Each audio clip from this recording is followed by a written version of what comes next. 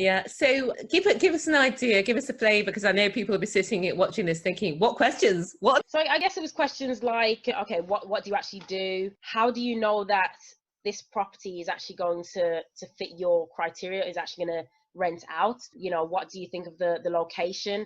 How have you researched the area to make sure that the tenant demand is high enough? Like, he was going in deep. He was telling me a bit about his history with the property and how he was struggling to rent it out as a single let as well. What else was he asking me? Things like, oh, how are you going to be able to afford the rent and make sure that you can keep paying it?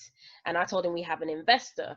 And he was saying, okay, can you tell me a bit more about the investor in the background? And, you know, yeah, he was really making sure that he felt comfortable. But what was reassuring for me is that after I did answer all these questions, he said, yeah, I do feel reassured. And, you know, I feel a lot better about potentially moving forward with you. You're a little bit faint again, Shari. Oh, sorry. Yeah, but that's a lovely story. And I tell you what, when I tell people that it's all about know, like, and trust, is know, like, and trust is higher than experience. I mean, if you've got both, it's ideal.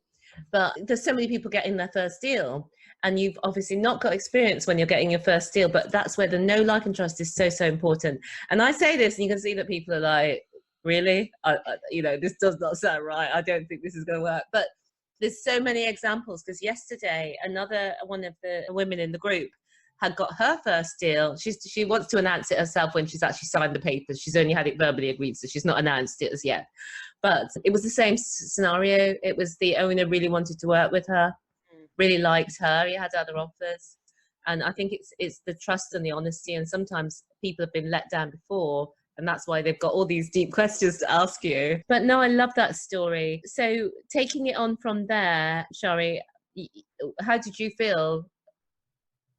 I felt amazing because I also had him on speaker. My business partner could hear what he was saying, and I was asking for feedback. It's like, how did I sound? Was I professional enough? You know, and he said, yeah, absolutely fine. And I didn't know at the time that was actually going to be the first of other long calls with questions as well. So, you know, I felt relieved. It's like, wow, I actually do have the knowledge to move forward with this, and I can actually do this.